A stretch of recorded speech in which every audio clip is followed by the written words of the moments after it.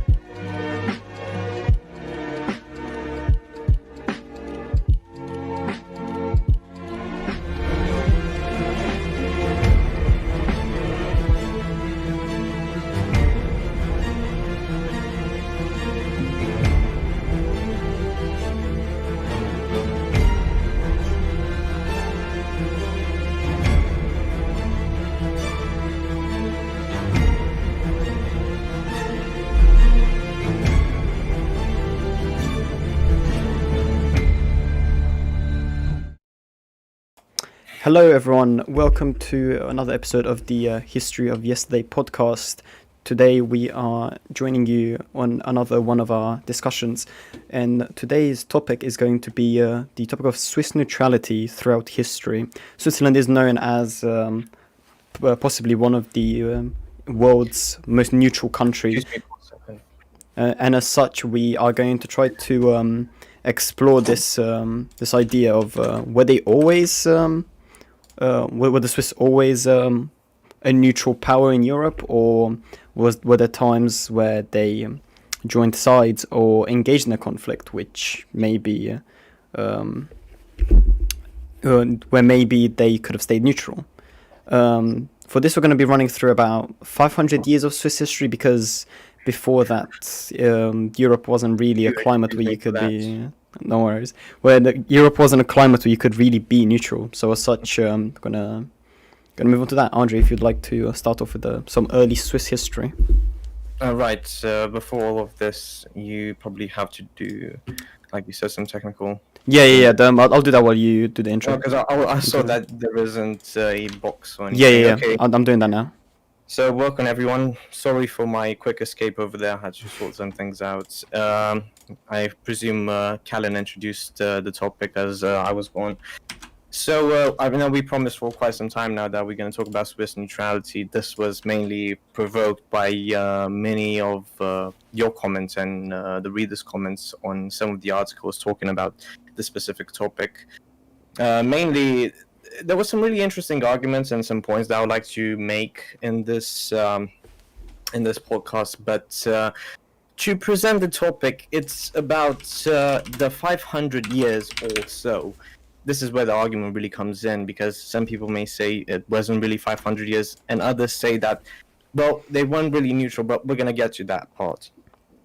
I think the first thing that I would like to discuss is the break in this 500 years, especially. They started their neutrality, as we speak, in early 16th century, when they made a treaty with France and most of the neighboring countries in Europe, calling it the Eternal Peace Treaty, in the sense that they will not either fight, help any allies within any next coming wars ever. It was called the Eternal Treaty because they were really trying to, well, not really be by themselves, because they remained allies with most of the countries within Europe, and we will find that later on, because most of the countries, when they were in wartime within Europe themselves, they would take their national treasures within Switzerland because they knew that was a neutral zone, so their money and their gold essentially was safe. This is why they were thinking that we want to be by ourselves whilst helping the allies whenever we can, but sort of this is why I don't want to say it's an outcasted country from Europe, because it didn't really outcast itself, but it tried to I don't know how to put this. Just try to get away from all the conflict, get away from all the political involvement within Europe. I think the way you're trying to say is because Europe is what has always been until recently of a area of the world which is very tumultuous and very full of conflict. Switzerland was trying to get away from this because they saw that if you are a weak power in a war, you're always going to end up losing. And because Switzerland isn't a big country itself, the only way to survive and keep prospering is to claim neutrality. And considering it was like surrounded by such big power, so obviously big power France on the west, below the Italian states such as Milan and Savoy have surrounded Switzerland since its creation. And then obviously as the Holy Roman Empire started to consolidate, you had the Prussian and the First German Reich. And then to its east, you had the Austro-Hungarian Empire that started to build up. So it was it was in a zone that was very very full of conflict and between a lot of states, which meant that if it did end up picking a side and that side lost in a war, they would have certainly been just engulfed by one of the states around it in a peace deal. True. Also, one other thing before we move on. I didn't ask about microphones. Did you ask about microphones? Yeah, no, I haven't. So if anyone has any comments about the microphones, make sure to send us a message to say if it's too loud. Headphones down, and I presume because Calin did tell me that my voice isn't being heard from my speakers through the microphones. I mean, his voice through the speakers from my microphone. So you can confirm that as well. What was that one mentioned? No, that's about it. You fixed everything, haven't you? So we can move along. We have the. What I wanted to mention is because I had a lot of comments about my latest article talking about Swiss neutrality, which was titled "The 500 Years of Switzerland Being Neutral," and the only problem in there was that many people said, well, this neutrality was broken in the 19th century, and it was, as I mentioned, because Napoleon did invade Switzerland in the 19th century, but I don't see it. You see, it was more of a when Napoleon invaded, he really didn't purge the country or take everything that was in there. He only, he wanted control over the whole of Europe. That was mainly his goal, not really purging the country, because he knew that even at the time, Switzerland made most of its wealth within World War II, and we will find about that later. So at this time, you couldn't say that it was a poor country. It wasn't. It was a very well-developed country at the time for being a European country, especially in the center of Europe. However, that wasn't Napoleon's main goal to actually go and purge countries or wherever, because even France at the time, it was very wealthy, very powerful. They didn't really need any more resources from any other countries. But as I said, that is a whole different topic to discuss. What else I wanted to I'm trying to think of the arguments that have been talked about already, and one interesting argument that was brought up by Swiss neutrality, and we're gonna have to go into World War II because this is where Switzerland played a main role as a neutral country. Why are you laughing? Because... No. I'm thinking because it's a lot of people just have this notion of Switzerland always being this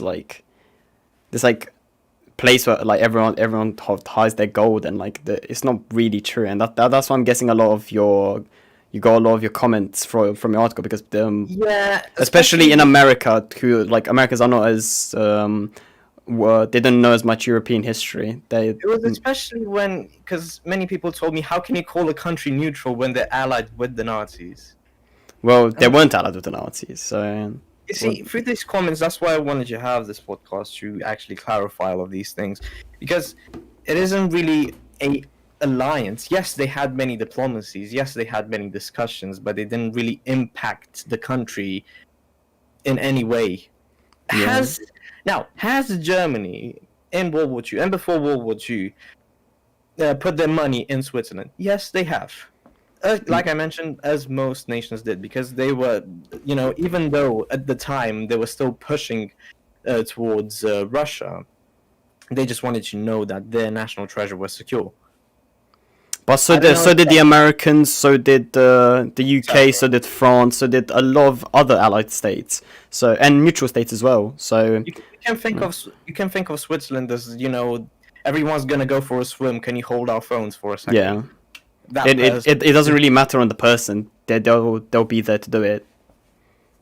And this is the thing. You need to act nice. I mean, looking at 1942, when Germany was pretty much the biggest power in the world at the time, and being neighbored by Switzerland, you look at them and you're like, I have to be nice to this person, and I can't anger this person because they can come and just purge our country in a second. You can't, because I had many comments on my work saying that, well, no, because that is wrong. You can't do that. No, it doesn't work that way. When you have the pistol put to your head, theoretically, you can't really do much, can you? You have to go with the flow. There isn't much space for movement. You can't say, no. This is not going to happen. We're going to use our 2 soldiers here and going to defeat your whole Reich. That's not how it works. I think, Switzerland probably did the most neutral. Well, I think I can hear feedback on your end now for some reason. Have you turned me up? No, I haven't. Strange. Wait, let me see if it doesn't. I can't hear anymore. But okay, sure. But yeah, Okay. so Are you sure? Wait, just a second. Are you sure maybe you have the stream turned on and you don't have the volume? No, it's not a stream.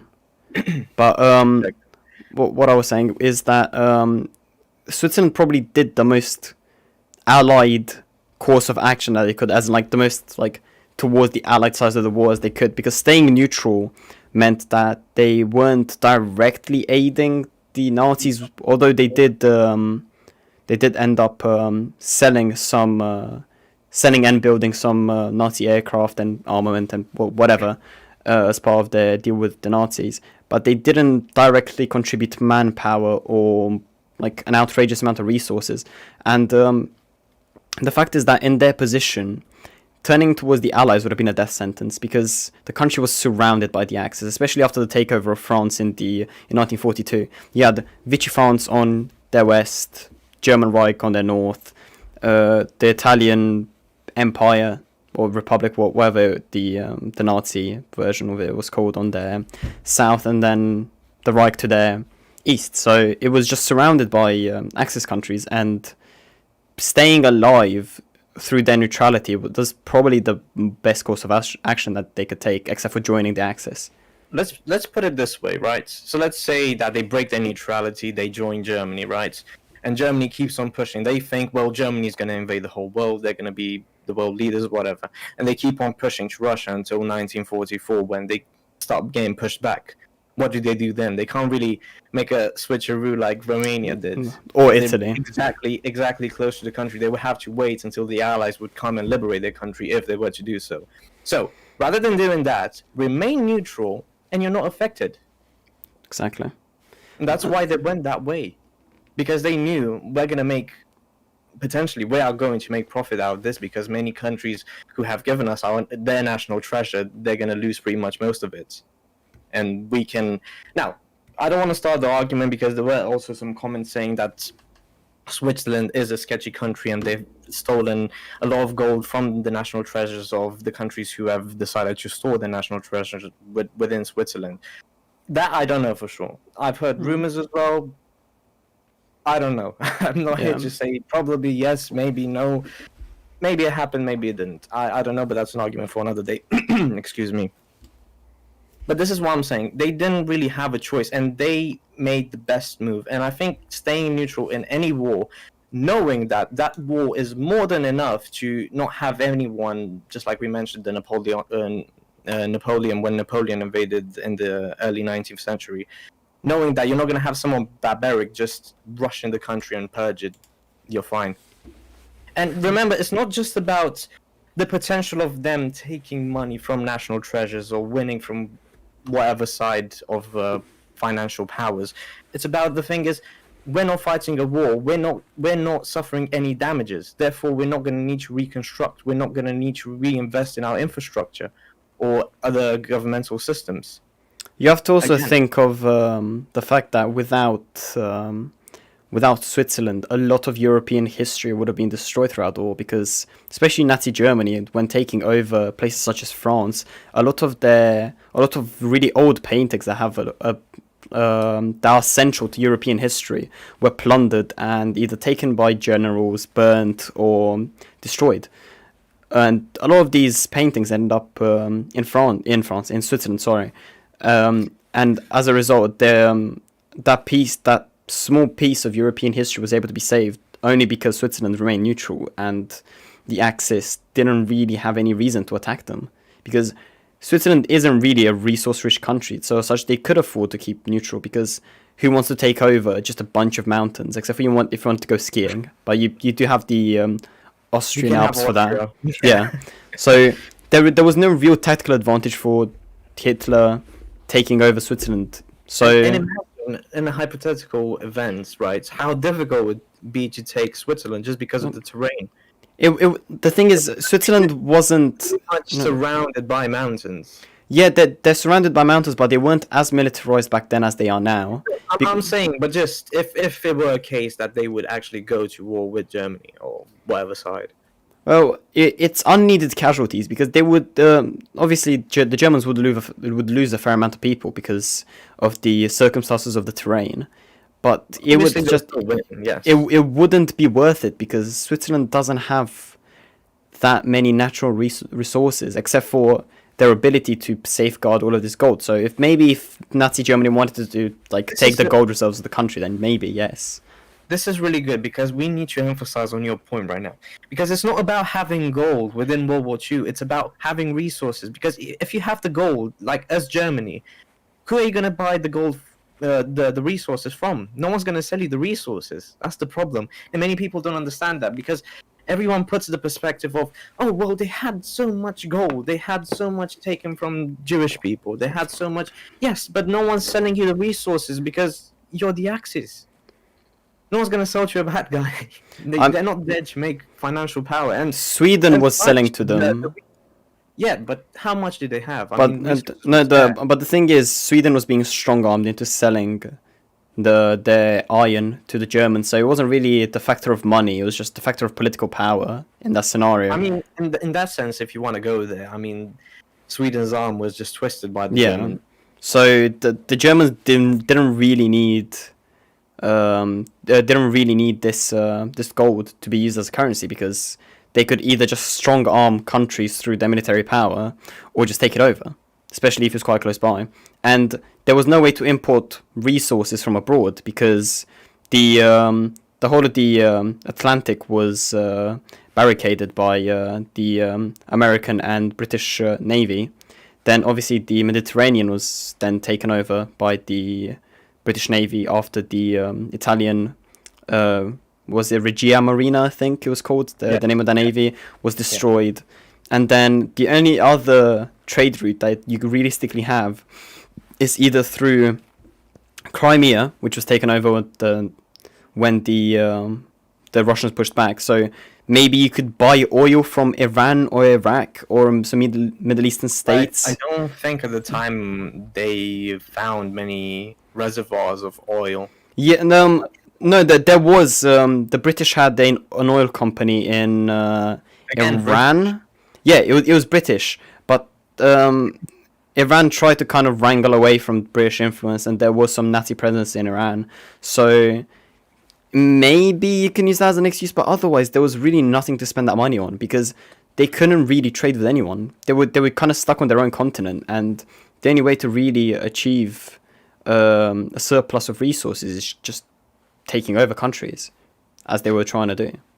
And this again emphasizes the point of, why would you take Switzerland? No resources, a lot of gold. What to do with it? Yeah, it would have just been a waste of manpower. it's called being stupid rich, and the term stupid rich actually comes from 16th century, where I think it's even older. It comes from medieval times. I don't remember. It determines the term of being very rich, having a lot of gold in front of you, but nothing to spend it on, just looking at the gold. Stupid rich. Yeah, and I think again, if Nazi Germany did take over, it would have been it would have just been a waste of resources, which would they already required. They already needed as many resources as they could to fight the Red Army on the east, and then obviously the invading forces on the west. So that would have been even more of a fatal flaw for Hitler than invading Russia in the winter. Certainly. Do we have any inputs from? Yeah, if anyone wants to bring in some ideas, could you check if the Facebook stream's still working? Because Yeah, it is. Oh, Still okay. live. Yeah, no, that I was just yeah, no, okay, it was working.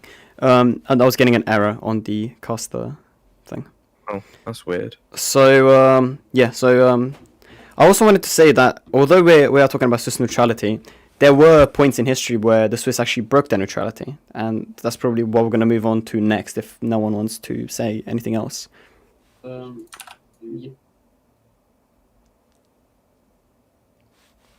I think we're going to move on then. I think, do you have some examples of it? Apart from the Napoleon War, not really. I have some World War II. Yeah. Well, this is why I instances. said, because World War II is a bit more funny. There are some instances where you can say they kind of broke their neutrality. Yes, no. Again, it's pretty much it depends on each other's perspective. Yeah, we're going to argue about it when we get there, but start off with the Napoleon War, and we'll move on from there. Just a sec. 100. Because like it kind of breaks this image of like this incumbent image that we all have, like Switzerland just not involving themselves in any conflict, because they did involve themselves in many conflicts, and especially during the era of the HRE. But that is obviously not the same Switzerland that we know today, because their doctrine has transformed and become different ever since. But they've always tried to actually, Switzerland was quite well known for their military power back in the day, in the late 1300s and the early 1400s, because Especially in the medieval times. yeah, they were strong. Swiss pikemen, Swiss mercenaries were probably some of the most well-known pikemen in the whole of And Europe. even Swiss knights, I think there were. Swiss knights also, yeah. Yeah. But yeah, go on. Napoleonic Wars. Right. So talking about the Napoleonic Wars, we're talking about early 19th century. This is where pretty much Swiss was mostly focusing all of its power on infrastructure and getting the economy of the country really high, especially on the export region, exporting a lot of stuff from Britain as it was coming from other exotic countries, and then spreading it all around within Central Europe and especially in East Europe, selling at a really high price. That's how they were making most of their money at the time. And once the Napoleonic War broke out, it was just many people do kind of compare this with the Blitzkrieg tactic that the Germans used, and how quickly Napoleon rushed through Europe. Obviously, we can't really compare it because we're not talking about the same. I mean, time frame. It's a different war. We're not talking about mechanized. you can kind of compare it because Napoleon kind of innovated how warfare was fought. Yes, obviously. And the way that he did it was that he would kind of have.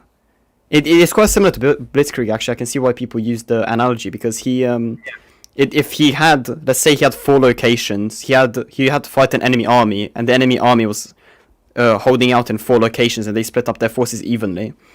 Napoleon would take his entire force and attack one of those split up forces, and then make sure that he always has the numerical advantage, and kind of like pierce that army and then deal with the other split up groups. So it's kind of similar to Blitzkrieg if you want to think about it that way.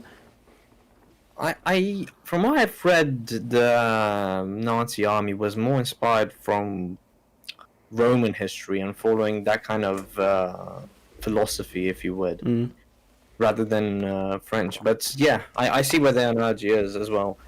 So, like I was saying, they were pushing pretty much. They wanted to conquer. Napoleon wanted to conquer most of Europe and then the whole of Russia, if possible. Obviously, we know that he stopped at some points in Russia. I don't exactly remember where, but he did conquer most of Russia. I know that, or I think it was half. He might have stopped at Moscow. I'll have a look at it while you continue.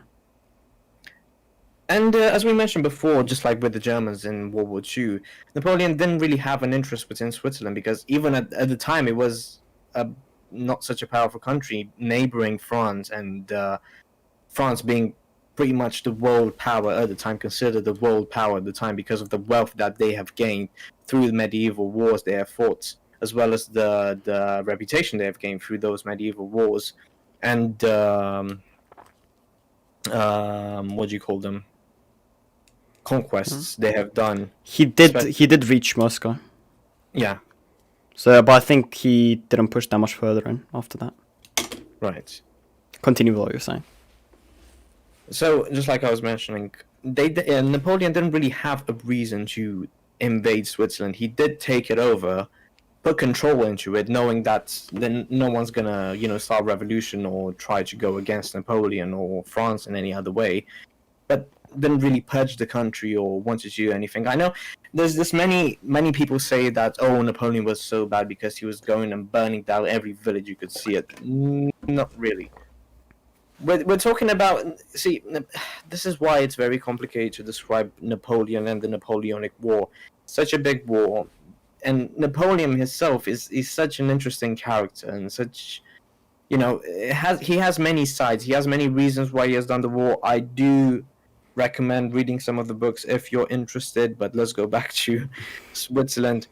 As I was mentioning, that there isn't really much to say about this because this is the only instance where they broke neutrality, and you can't say they broke neutrality because, again, they weren't given a choice. France just rushed their country and taken it over. They didn't really have a saying in it, and obviously they're not gonna go, okay, we're gonna use our 2 soldiers here against this whole army, and then we're gonna have our whole country purged, and we can start all over again whenever this ends. Yeah. Again, it is a country who knew, okay, we are a small country. We have a small army. Let's not go to war. Let's not lose what we have already tried to build for I don't know how many centuries and decades.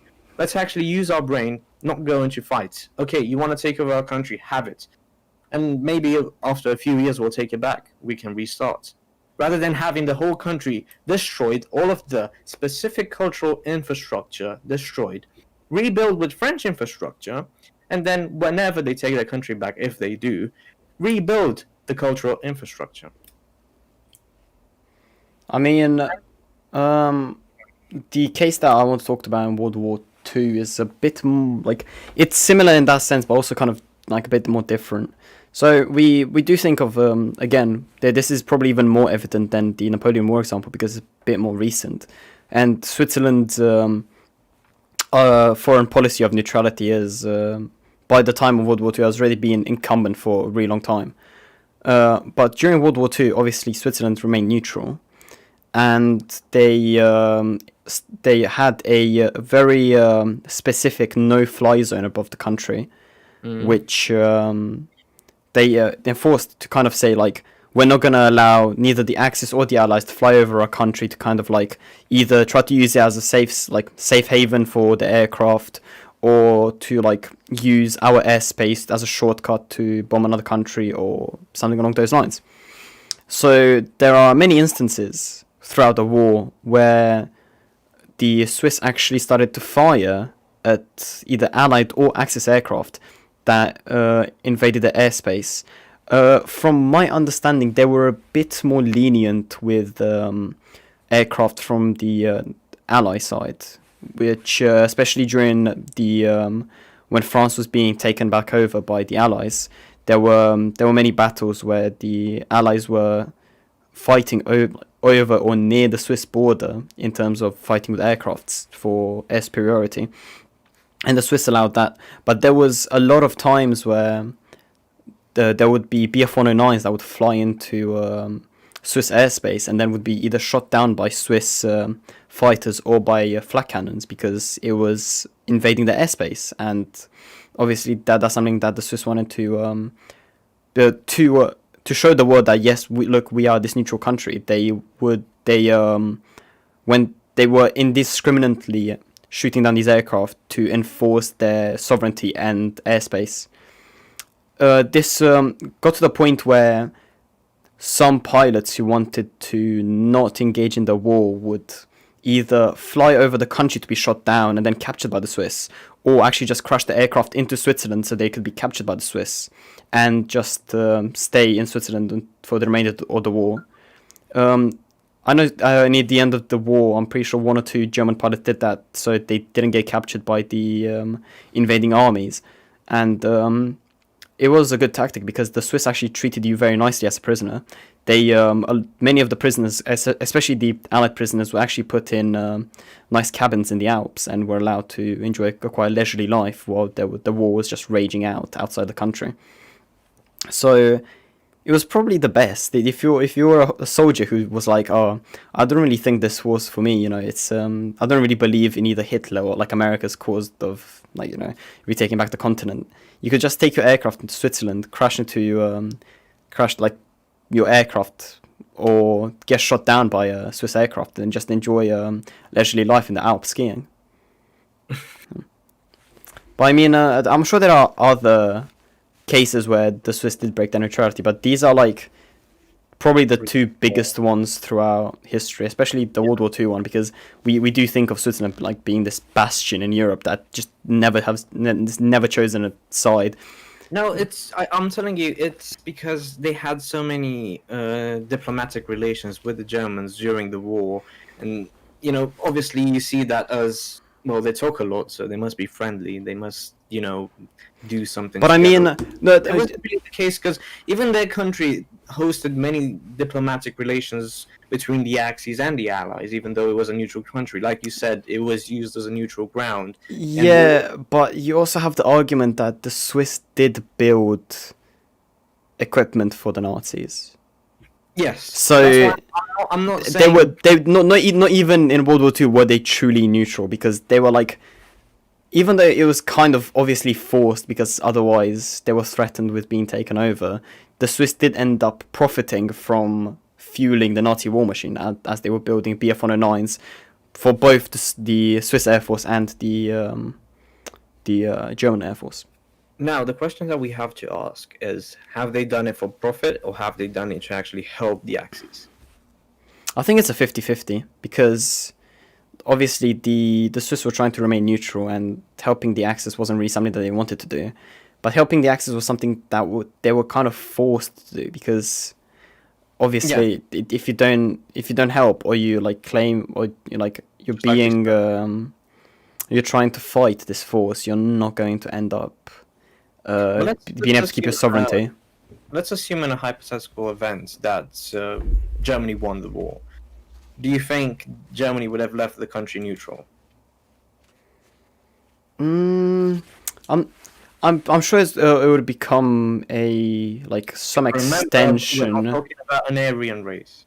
Well, the Swiss were thought of Hitler had like a kind of a tier list of races, and the Swiss were part of this like Central European highly regarded race. So I think it would be a similar scenario as we think of what would happen if the Germans would have taken over Britain. Because Britain saw England as equals, or he saw the British race as equals. So I think in a case where Britain would have taken over Britain, he would have allowed them self-governance and then maybe taken over their colonies. So I think something similar would have happened here. So I think it wouldn't have become a direct puppet. It would have just become a country influenced by the Germans. So we know that a lot of countries taken over became Reich commissariats.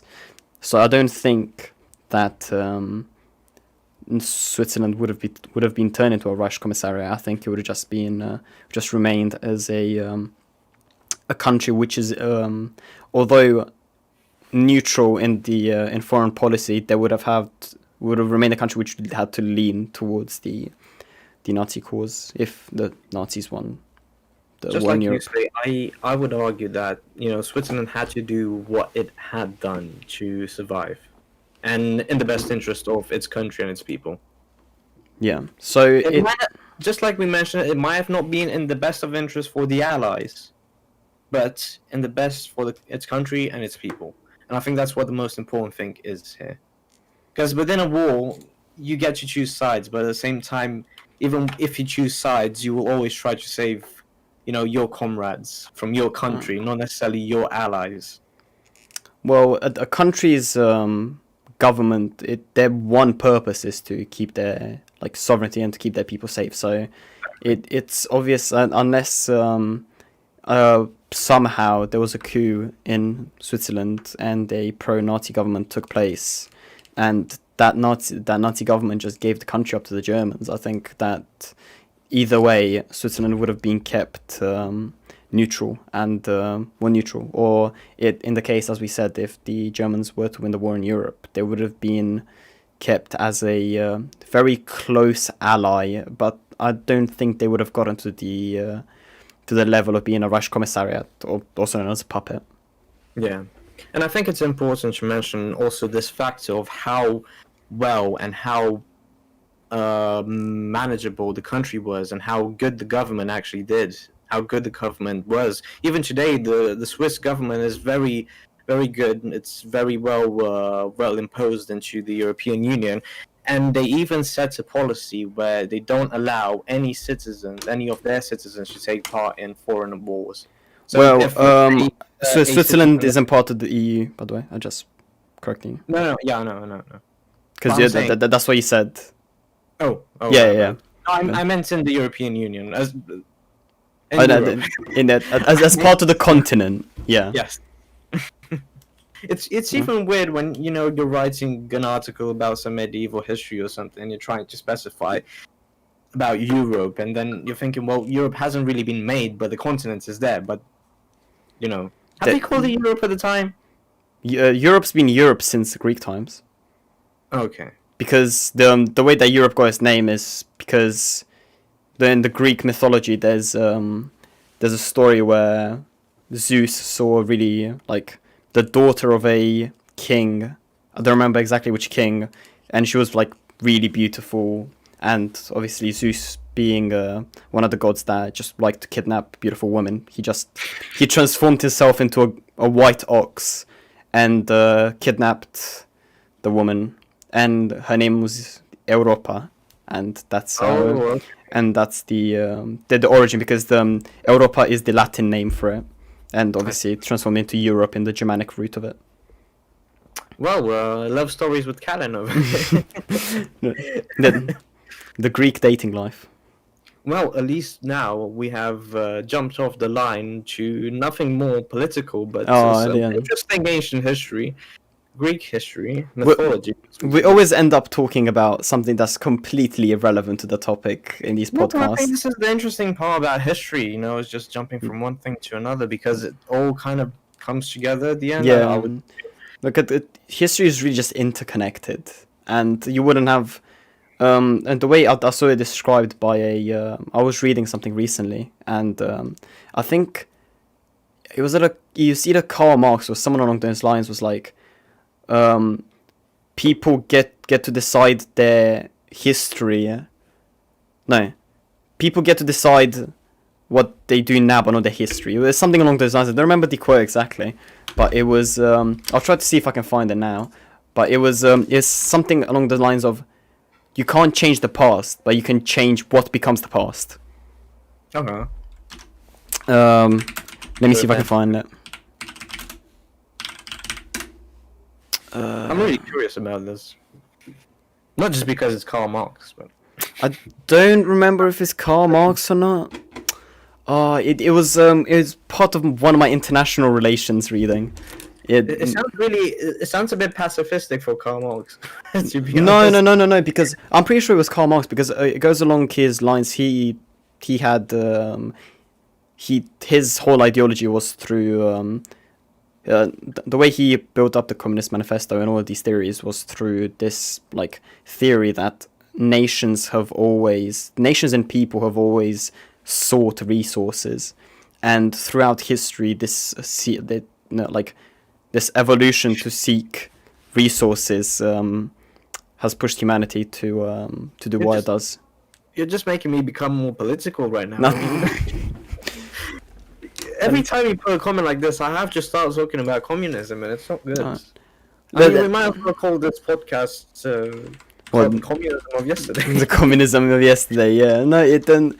I mean, it's because I had a specific module. We did a bit on just Marxism. On this idea, because it can be interlinked to our topic today about Switzerland, is that in a communist system, the one that, let's say, Karl Marx described, or a more socialist system that was evolved from Karl Marx to Lenin, I would say is, the ideology behind it is having the resources, just like Calin said, but not having a lot of resources, just as much as you need. So, as if, a family makes makes milk from cows, right? So, I will give you this milk, you give me bread. Or you give me flour so I can make bread. And so there's this interconnected trade within the communist ideology that, we can use each other's crafts to coexist and live together. Even though, again, this is really complicated, but my point is, just like Switzerland, they had a lot of gold, but what are we going to do with this gold? Yeah. I'm trying it's not as the example of Germany, where we don't have what to spend the gold on because we have power, we can twist anyone's arm, we can take whatever we want. But we are in a time where most of the country, most of the world, because of the war, has been ruined. We're the only ones with gold, and you can only go one bad way, where you can just sell everything that most countries required at the time at a very expensive price and make yourself filthy rich. But then again, what would you do with it? The size of the country is not something that it doesn't. Oh wait, I found it. Such a big infrastructure. Just let me finish, and then we'll talk about it. It's not allowing to build such a huge infrastructure, just like we said, because it is surrounded by mountains. And today, I think quite a lot of the economy comes from tourism, if I'm not mistaken. A lot of financial tourism. But apart from that, yes, because it is, from what I know, the most expensive country in Europe. Yeah. If I'm not mistaken, I heard a lot of people crying. Have you gone to Dubai? No, I went to Switzerland, and I'm now bankrupt. That's why I want to go there, but not yet. It's a nice place. I've gone to Geneva, and it's really beautiful, but very expensive. But Calin still has a roof over his head, so. The Swiss, we have a comment on Twitch. The Swiss also bank with Hitler and many other warlords. Yeah, we mentioned at the beginning of the podcast that the Swiss is kind of just a world bank, and they accepted gold from anyone. So obviously, including Hitler, they also hoarded gold for the Americans, for the British, for the French, for the Russians. It's kind of their speciality, and it's something that they kind of use as a bargaining chip to keep up their neutrality. You were talking about the quote. Yeah, the quote. So the quote that I was thinking about. By Karl Marx? Yeah, it is by Karl Marx. I was right. So it's men make their own history, but they do not make it as they please. They do not make it under circumstances chosen by themselves, but under circumstances directly encountered, given, and transmitted from the past. Yeah, that's good. We also have another comment saying they bank also with the Vatican. They do. I'm pretty sure every country has a Swiss bank account. And what many people don't know, because I also had this weird comment in an article that I wrote. Yes, the Vatican is protected by Swiss soldiers. Is it? Yes. Didn't know that. But I don't think anyone would take over the Vatican, because I don't know. It's again a different kind of neutrality. But we're talking here about a more political neutrality, and why I call it political. It's not political at the time, but at the time in medieval times, where religion was used as politics, it was a political neutrality where it was pretty much the heart of Christianity, if you were. Yeah. to say it. And even then, the Vatican was destroyed. When Italy was kind of united. The Vatican established their bank in 1942. It's not really. No, I think what he's referring to, not really establishing the bank, but putting the national treasure within Switzerland. Because, okay, like we mentioned at the beginning of the podcast, most of the countries that were involved in World War II, or most of the countries that were at risk of being damaged, destroyed, or taken over by either the Axis or the Allies within World War II, had their national treasure taken over to Switzerland because it was a neutral country. So they knew that most of their gold will be kept in place and safe. What was I gonna say? I was gonna say something about your comment about Switzerland, but I cannot remember. Oh no, yeah. Okay. There was a paradox, right? The way you said that you were talking about Swiss gold, and the paradox that before I go into that, there's some comment on Twitch. Well, they got their land from 1929 Mussolini. Was Mussolini in power in 1929? When did Mussolini come to power? I don't remember the exact date. 1922. That's early. I thought it would have been later. Yeah. Okay. No. He came quite early. Yeah. That's surprising because the history of Mussolini has to be a whole nother podcast because it's a very interesting way that he. We have a writer who's specialized into the research of Mussolini's life, his career, and his fascist regime. So we'll probably talk to him and. I see. Wait, so the Vatican City was created in 1929. So it was a treaty between the Holy See and the Kingdom of Italy, and so the political treaty recognized the full sovereignty of the Holy See in the state of the Vatican City, which was thereby established and accompanied by 4 annexes: a map of the territory of the Vatican City State, maps of buildings with extraterritorial privileges and exemptions. So it just basically it gave the Holy See the city of the Vatican City. The Holy See is like the what was it? I don't remember. Can you explain the Holy See? Because it's like the let me see. I'm really bad at explaining what it is. But I know what it is. It's like the it's the name given to the leadership of the Catholic Church. I'm pretty sure. I'm not exactly sure, so that's why I'm not interfering in this. If I don't know the information rightly, then I prefer to stay quiet. Again, we jumped a bit. Yeah. Wait, apparently it's the jurisdiction of the Bishop of Rome, according to Google. Simply put, it means pure sovereignty.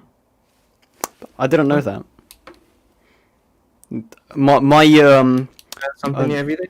Yeah, my papal knowledge, historical knowledge is not up to scratch. Apparently, it's not an area of study that I've been really looking into. I do know some stuff about the papal state back in the 1940s. I have read many books. Well, it shows because you do know the information. You have beat us at this little context of historical information. Christianity between the medieval times and the earlier centuries, it's quite delicate, and it's not only delicate to the actual events that took place with the Spanish Inquisition, or I don't know what other examples should I give. Again, I'm not really all of the Crusades. Oh, the Crusades. No, yeah, but I mentioned between the medieval times and kind of the later centuries. It was this shift between, as we mentioned, having religion used as political power and actually building governments to be ruled by either democracy, communism, capitalism, whatever you would want to have it. Well, do we have another comment? So it said, Avenue was who controls the world?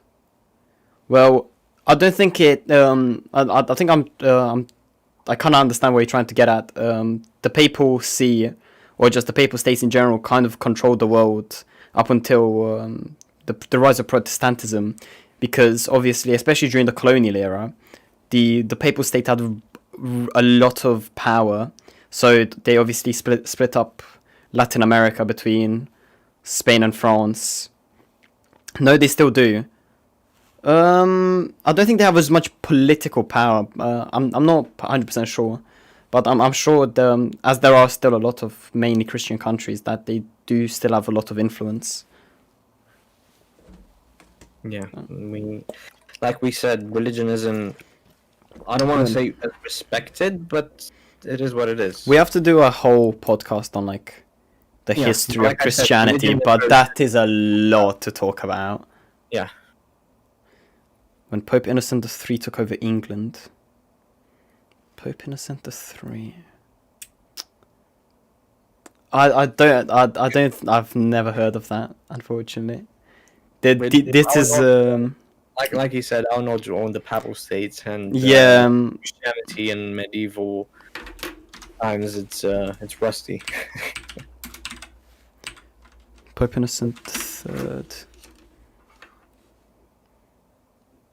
1161. That's why my historical knowledge kind of starts at like the 1400s. So Crusade and suppression of heresy. There is a lot on this Wikipedia page, but I'm guessing it says somewhere in here. Was this when England was still not like under control of? Wait, there we are. Oh, I think I found it. So Innocent III played further roles in the politics of Norway, France, Sweden, Bulgaria, Spain, and England. At the request of the England's King John, Pope Innocent III declared the Magna Carta annulled, resulting in the rebellion by the English barons. I didn't know about that. I knew about the Magna Carta, but they also was behind the slave movement. Are we talking about the slave trade or the? I'm not 100% sure what you mean by that. Pope Nicholas IV. See, in this podcast, we're not getting political, we're getting religious. Yeah. Well, Listen. knowing that at the time, religion was politics. Contradicting. He's quite early on. He's 1288. Yeah, again, that's probably why I do not know anything about him, unfortunately. This is look it up. I'm just exposing the truth. I would definitely have a look into it, but it's that's already two popes that I have to read the Wikipedia page of, and all of these are very very long. I'm gonna try to skim it quickly to see if I can find anything. I'm sure there is something in here, but he created some sort of tax. Wait. Yeah, okay. This is gonna take me way too long to go through on a podcast. Get back to Switzerland. Yeah, we've strayed off a little bit, but yeah. So do we have anything else to talk about Switzerland? Because I think we've kind of run through everything. I mean, there wasn't much discussion, but yeah, if the viewers have any other questions, Yeah. once they want to make about Switzerland. Also, the Vatican has 2 advisors to the UN. Doesn't every country have an advisor in the UN? I'm not sure. I would have guessed so. Well, they have representatives in the UN. I think that's what it's inspired by, is as representatives. Yeah. Unless anyone else has any questions about Swiss neutrality anymore, we might just wrap it up here because But yeah, but remember they should not pay a part. Yeah, there are microstates because I don't think Monaco or San Marino have representatives in the UN. Yeah, but once again, here we're talking about political power. Yeah. And influence, external influence. I mean, let's be real and talk about the people that live in this world and the power they have upon others. So. I think there's a lot of people who shouldn't be in the UN that are in the UN and so in the European Union. I think it's because although Switzerland is a small country, or a microstate, essentially, they have more political power than many other countries that are much bigger than I them. don't think it's because of the reason of being a microstate. It's just because of the wealth they have in the economy. Pope John VI saying that the UN will be king of the world. I haven't searched up these many popes in, I don't think, ever. Pope John VI, UN.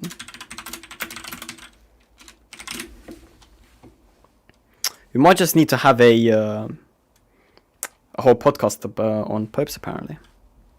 But I mean,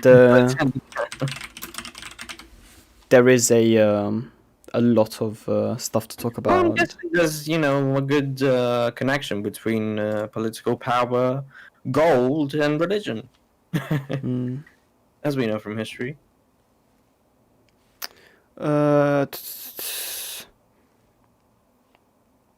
I think this is what he's talking about. Our very brief visit has given us great honor, that of proclaiming to the whole world from the headquarters of the United Nations peace.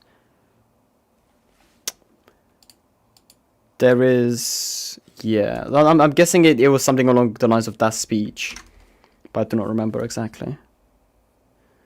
But yeah, I think we might wrap up the podcast there. To be honest, I've been speaking for about an hour, so unless anyone else has anything else to add very quickly before we go, I think we might end it there. For the next podcast, in terms of topics, I don't know if you have anything in mind. Like we said, people can email us at our email address yesterday@gmail.com.